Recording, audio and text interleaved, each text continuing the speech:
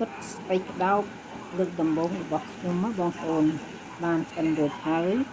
ចង់ដឹងរបៀបដែលខ្ញុំធ្វើតោះជាដំបូងខ្ញុំមានគល់គ្រៃ3ដើមបងប្អូនខ្ញុំកាត់វាឲ្យខ្លីៗហើយខ្ញុំមានស្លឹកក្រូចសើចខ្ញុំអត់មានអាស្រស់ទេខ្ញុំប្រើអាក្រៀមទៅបងប្អូនហើយនេះខ្ញុំប្រើមាន់មួយចំហៀងខ្ញុំប្រើតែមួយចំហៀងទេបងប្អូនឥឡូវនេះខ្ញុំមកផ្សំគ្រឿងវាខ្ញុំមានអំបិលបន្តិចខ្ញុំប្រើម្សៅស៊ុបបន្តិចណាបងប្អូនហើយខ្ញុំមានដាក់ស្ករកន្លះស្លាបព្រាកាហ្វេដែរបងប្អូនហើយឥឡូវនេះខ្ញុំដាក់ទឹកប្រេងខ្យងផាជាមួយស្លាបព្រាបន្ទាប់មកទៀតខ្ញុំធ្វើការម៉ាស្សាវាបងប្អូនម៉ាស្សាវាច្បាច់ចុះច្បាច់ឡើងឲ្យគ្រឿងផ្សំទាំងអស់នោះវាចូលជាតិបានល្អបន្ទាប់មកទៀតខ្ញុំទុកវាប្រហែលជា15នាទីបងប្អូនដើម្បីឲ្យគ្រឿងផ្សំទាំងនោះចូលជាតិបានល្អប៉ុន្តែមុននឹងខ្ញុំយកទៅដាក់ដុតបងប្អូនខ្ញុំចាក់ប្រេងបន្តិចពីលើឲ្យវាមានជាតិសំណើមបន្តិចដើម្បីឲ្យការដុតរបស់យើងនឹងគឺអត់សូវខ្លោចខ្លាំងខ្ញុំដុតវាដំបូង15នាទីបងប្អូននេះ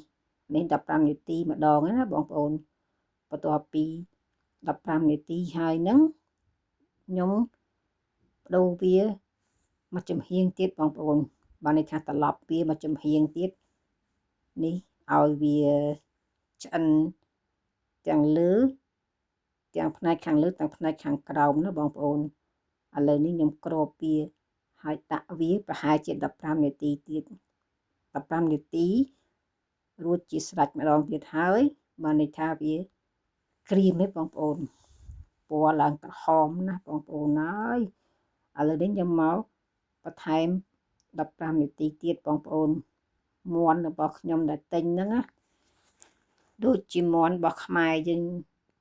ដូចមាន់ស្រែបងប្អូន